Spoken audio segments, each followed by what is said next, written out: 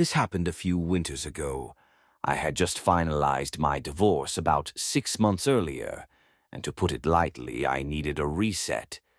Christina, my girlfriend at the time, suggested we take a trip somewhere quiet, something different from the chaos I'd been dealing with. We found a rental on a lake in upstate New York, and I booked it for a week without much thought. The place was exactly what I was looking for. A modern but cozy house positioned right on the lake, surrounded by woods, with only a handful of other properties scattered along the shoreline. Most of them were empty. It wasn't exactly peak season for lakefront living, but I welcomed that. I really just wanted to be as far from civilization as possible. The host wasn't going to be there, but he gave us some detailed instructions on where to find the keys and some stuff about the house. You know, all the standard Airbnb stuff. We arrived in the morning, and when we got there was a small package sitting on the front steps waiting for us.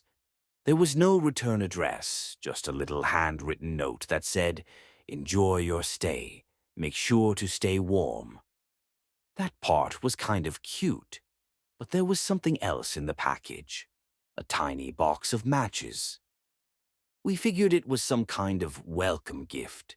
A weird one, but harmless enough. Christina made a joke about how the upstate people have always been a little odd, and that was that. The next 2 days were exactly what we wanted. Long hikes through the snow, hot drinks by the fireplace, total peace and quiet. Oh yeah, I should probably mention that the snow had been steadily falling since we arrived. Not quite a blizzard because there wasn't that much wind or fog, but there was enough snow to make the landscape feel untouched. It was perfect. I think it's a good time to describe the layout of the house, at least somewhat. The master bedroom, where we slept, was on the second floor. It had these massive windows across from the bed that overlooked the lake. The roof, or at least the windows, must have been pretty thin because we could hear the patter of snowflakes from inside, which was a really nice touch. There was also a skylight in there so we could fall asleep to the beautiful sky and snow. Sometime after midnight on the third night, I woke up to a sound. It was barely audible over the sound of the wind and the snow. The first thing I noticed was actually the storm. The snowfall had gotten considerably heavier since I had fallen asleep, and the outdoors was starting to resemble more of a blizzard. I shifted my focus back to the sound and realized why it stuck out. It sounded man-made, almost mechanical, unlike the natural sounds you'd expect to hear out in the wilderness.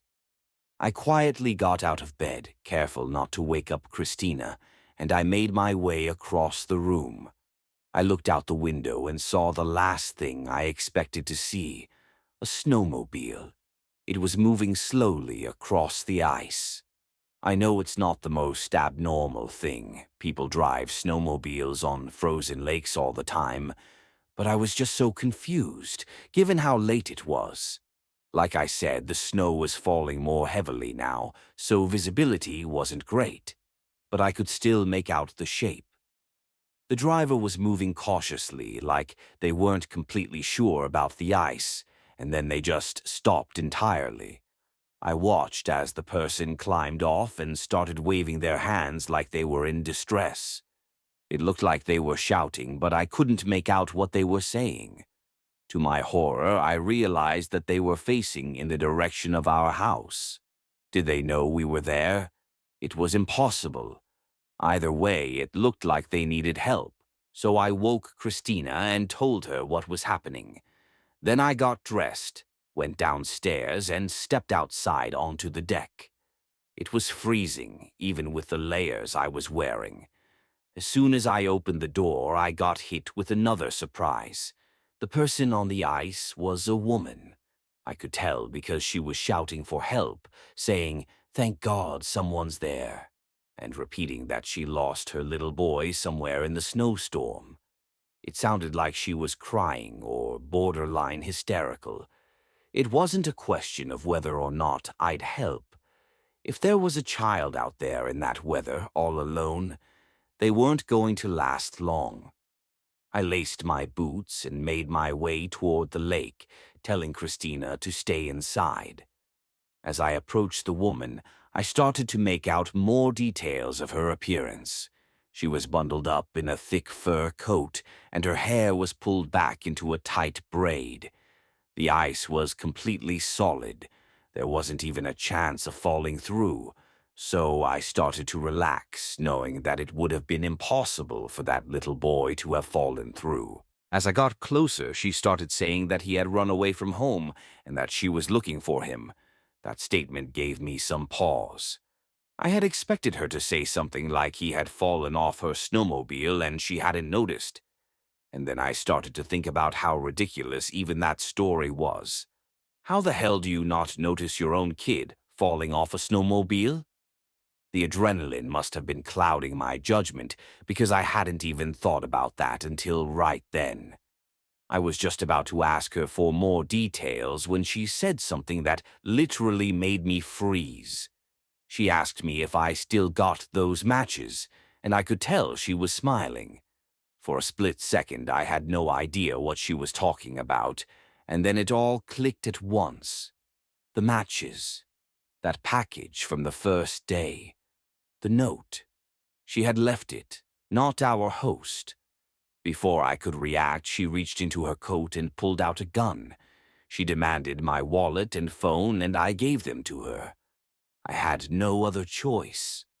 The whole interaction happened within the span of not even 30 seconds.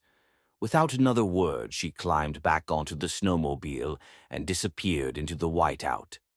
As she was speeding away, I turned towards the house and ran as fast as I could on the ice, shouting for Christina to call the police.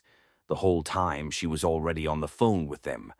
When I finally made it back to the house, I locked the doors and paced the room, still shaking. I kept looking outside, half expecting to see that snowmobile circling back. The cops showed up about an hour later. By that point, the fresh snowfall had already covered any tracks that woman had left behind. Christina was hysterical, but I was mostly angry. I had come here for peace. There was hope, though. I couldn't think of a reliable way that woman had gotten her snowmobile onto the lake, so I expected the police to at least find the vehicle abandoned somewhere. Unfortunately, I was wrong. The police searched the area and found an old boat ramp on the far side of the lake. Their best guess was that she had come from there. I was furious and insisted they keep looking, but they told me the same thing I already knew. There wasn't much they could do. Even if she left something behind, they'd never find it in all the snow. With Christina's help, I tried tracking my phone, but by that point it was already offline. The one good thing about the whole ordeal was that the Airbnb host refunded the entire trip. He sounded genuine on the phone and confirmed that he knew nothing about a welcome package. But something about the whole thing didn't sit right with me. How could that woman have possibly known we'd be staying there? And why go to such elaborate lengths just for a simple robbery? I couldn't help but think the host had something to do with it, but I had no proof. I brought it up with Airbnb, but they were about as helpful as you'd expect. I know I've always been a paranoid guy, but for the longest time after that, I couldn't help but feel that my ex-wife had something to do with it. It honestly makes me angry writing about this. I can just imagine her stupid face laughing at my expense. I've since come to terms with how likely that possibility is, but the whole thing still doesn't make any sense. Even now, I have no idea why someone would do all of that, just for a wallet and phone. Unless they were seriously messed up in the head and got some kind of sick pleasure out of it.